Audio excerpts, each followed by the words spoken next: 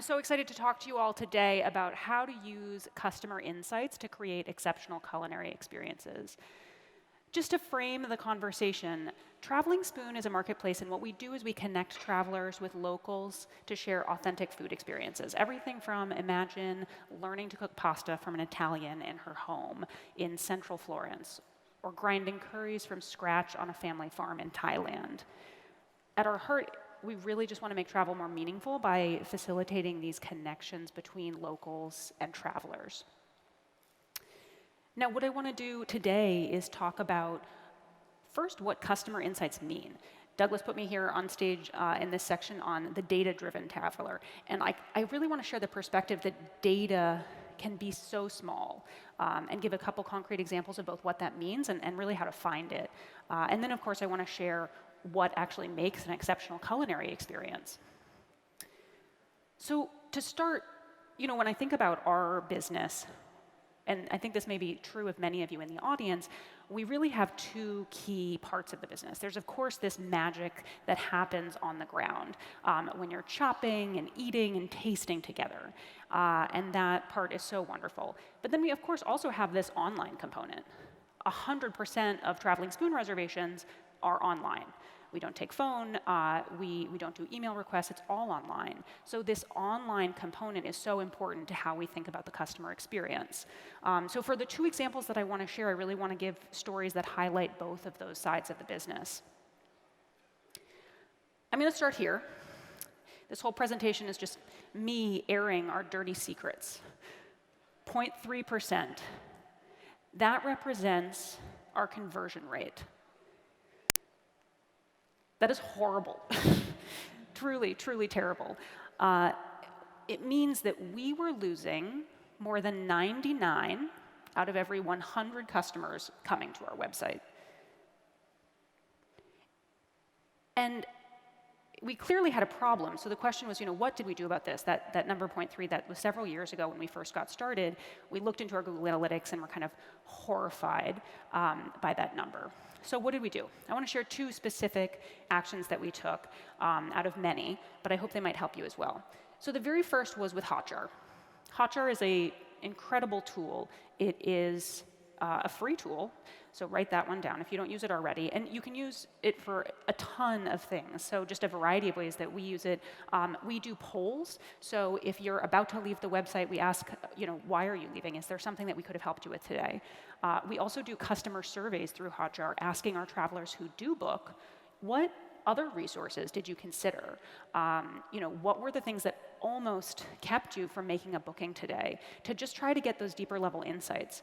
The other thing that it does that you can see here is gives you real data for how users are using your site. A couple of things that came out of this research, we could see where users were clicking, where they were scrolling, how they were interacting with our site, and we noticed that the single biggest thing that they were clicking on was our map. The second biggest thing was the filters up top. We had actually never spent time designing those filters, and so that led us to totally redesign this page, which is launching later this quarter, really thinking about features in mind. It led us to actually launch a new feature that where travelers can, just with a click of a button, see how far a host experience is from their hotel. The second tool that we've used and really loved is something called user testing. So user testing, where Hotjar really allowed us to see how our existing customers were interacting with the site, user testing really allowed us to see new users who weren't familiar with Traveling Spoon. What did they think of the company? What did they think of the business? Did they even know what we were about? So you can provide someone a specific task, and then you can actually give them, concrete questions that they will answer. So then what you get is videos that are 10, 20, 30 minutes long of a user engaging with your site. The particular insight that led us to this test was we realized that actually more and more travelers were coming to us at this page. They weren't landing on our homepage, which we'd spent all of this time telling a beautiful story about what we did. They were landing on this page, which provides very little context about what we do. And so we realized we needed to figure out, okay, what do travelers, what do they think when they land on this site? Can they figure out how to make a booking? And we gave them specific tasks about that to figure out, how could we better improve this page? A couple of the things that we learned on a positive note, people were actually pretty quick. They're smart. They got what we did fairly quickly, but they were held back by things like price. Even though we had reviews, they weren't actually able to see the reviews. They weren't visible enough. And so we spent time then redesigning the page to really call those things out. But, then what? So if I can leave you with anything other than a couple concrete examples of how do you get these customer insights, it's don't stop at just collecting the data. The hardest part really is stepping back and making sense of it all, because it's messy. It does not make sense often. It is just user feedback that one person could say something and then another person can say a very contradictory thing. And so you have to really step back. So the process that we take is a few different steps. So first we step back and we code the data. So that really involves just looking at what are the words that come up again and again? What are the things that we see travelers saying over and over? And then we write down those findings and we make hypotheses. What are the specific product changes that we could actually make that might address some of these issues? And then we make something that looks as messy as this. This is from my Google Drive to you, what we actually do. So we spend time prioritizing that. I look at three things when I prioritize things like this. The first is cost. How expensive are these changes going to be to make? Then I look at the kind of ease of implementation. Is this going to be really hard and complicated for our team to do? And then I look at the potential impact. How much could this impact? And from those different things, then we prioritize. Like, what do we want to roll out first? What can wait until next year even, maybe? So what have the results been? This has been our conversion rate over time. When I look at this, the thing that's most important to me is that it's going up steadily to the right. But the other takeaway that I want to share is that it's definitely iterative. I wish there was just one thing that we could have done that would have quadrupled, quintupled, 10x'd our conversion rate, but I could not find that thing, hard as I tried to look. And so instead, we kept testing. We kept going back and trying to get those user insights. And over time, it has been increasing. So for the second example, I want to take you back to the offline experience.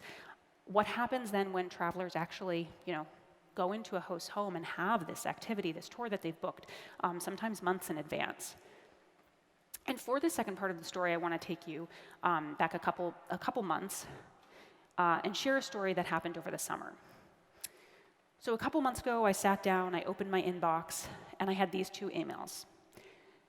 They were from a traveler, the same traveler who'd taken two experiences in two totally different countries. And they were mediocre at best. They were not sold on our company. And that was not acceptable to me or to us as a company, because our job is to wow these customers. We want to win people over. And we had not won anyone over with our services. So what did I do? I was tempted to ignore this and archive that email, but I was also really curious. I wanted to know, what was it about this person's experience that led them to have this mediocre experience when so many other people had had wonderful experiences? I was curious. So I asked for a phone call. I emailed this person back. I said, thank you so much, first of all, for your time. This is so valuable, and I really appreciate you taking that time for me and for us to learn. And would you be willing to share some of that feedback over the phone? I just want to understand what happened in your experiences. And what happened is that we ended up having a call for over an hour. We spoke, and it turned out that he was actually a professional development coach. He had done trainings. He had taken cooking classes all over the world, and he had so much to share. And I ended up taking just notes upon notes upon notes and leaving the conversation just feeling so thankful for his time, but also so much more educated about what could go better in our experiences. But again, if I can leave you with this, don't stop at that customer feedback. What did I do? I took that call, and then I went back and I reread my notes. I tried to distill what were the important insights. But I didn't stop there. Then I went back and I shared those with my team. We had a team meeting, and I debriefed them on what I found. But then we didn't stop there. We wanted to really turn that into something actionable. So we went and we created a host training that took these insights, and of course also other insights that we learned from some other travelers, and really kind of tried to codify what it was that made an exceptional culinary experience. So what I want to end with here is just what some of those takeaways were, and share what in our minds makes an exceptional culinary experience. The first was suggesting a menu, and this was really about establishing initial rapport. This is asking the host to send an email before the travelers even left the country, asking what their dietary preferences are, suggesting a menu that not just shows an interest, but kind of creates that connection. Because the traveler, they're going into the unknown, and they don't know necessarily who that person is that they're trying to meet on the other side of their trip. The second thing is making an introduction, and this is really the day of. And so for us, this is about helping our hosts to understand that they need to lay a framework for our travelers. For a lot of our travelers, this is the first time they've done something like this, actually go into someone's home to share a meal or do a cooking class. So we wanted to make the unfamiliar a little more known, a little more comfortable. Much like I tried to do at the beginning of the presentation, we wanted people to lay a framework for what they could expect. How many dishes might they be eating so they don't fill up on appetizers? The third really came out of the conversation that I had with this customer earlier, and it was about asking questions. This was a huge insight, not just from the traveler I spoke with, but then when we looked back at what made customers love their experiences, what we heard again and again was people saying how curious their hosts were. And in the case of the traveler who didn't have great experiences, I learned that he was actually a really avid cook and gardener himself, and yet the hosts, they didn't realize that, and so they treated the experience like they would have any other, and they didn't kind of take it to the next level by realizing he was actually a very talented and kind of expert cook himself, and he could have done much more. Hands-on is so important to our travelers and to so many people, because I think just so many people learn from doing. They learn with their hands. And so a part of what we do as well is try and educate some of our hosts who actually, they're not professionals themselves. Over 90% of our experiences, they're not taking place in professional cooking studios, but in people's homes. And so what that means is we have to help educate our hosts about how do you give a really hands-on experience when you don't have a cook station for every person. The last thing is probably the feedback that we get the most from our travelers, recipes. They want to take the knowledge that they've learned and bring it back home. They want to recreate these recipes. And for us, it also provides an additional kind of brand opportunity to reach out to these travelers again. And I think being able to go back again and again to our customers, collecting these insights, is what's enabled us to have really successful experiences. The thing that we hear again and again from our travelers that we're so proud of is, this was hands down the best thing that I did on my trip. It's what's enabled us to be #1 in so many of our TripAdvisor destinations, and more importantly, I think just what makes us proud of so many of our hosts and the kinds of experiences they're offering. So if I can leave you with just one thing, it's to look at your mistakes often and frequently, and to be inspired to learn from them. Thank you so much. Thank you, Stephanie. Wait, don't leave yet. I just wanted to follow up. So first, I love the examples of where so much of the conversation in our industry is, when we think about data and insights, it's from big systems and large data sets and big data and all of those terms. But there's so many great insights that are just available, even for small operators, just from these kind of little examples. Could you give maybe like a little, was there some insight where you made like a small kind of product tweak or suggestion? I know you talked about the menu idea, but was there something that you learned maybe? Like, there's great examples from Airbnb about, if you just, if you leave kind of fresh flowers on the welcome table, or you make sure the windows are clean, because when people first come into the home, the first thing they're going to do is look out the window. Are there little kind of, product tweaks that you learned and then would disseminate to all of your hosts? Yeah, definitely. I think I shared some of the examples. There's on the product side, some of the things I didn't share were about how we collect photos of the experiences. We learned on our host profiles how much people were clicking with and engaging with the photos, and on the host profiles where we didn't have as successful photos, where they weren't engaging with them as much, and so it really led us to rethink about how we collect photos so that we have very high quality photographers go out and collect photos of the experiences. And then on the offline experience, I think I'm trying to think of some other examples that I didn't share, but the thing that I do kind of keep coming back to is probably the first thing about that initial email. And the product change that we did actually make to even make that even easier was, sending them an automated reminder to, even with a sample, as simple as a sample introductory email, introducing themselves, saying, hi, I'm so-and-so, I'm going to be your host. I can't wait to host you. Here's an idea of what we're going to make. But we actually then productized that and made it automated so that our hosts could just more easily reach out to the hosts in advance of the experience.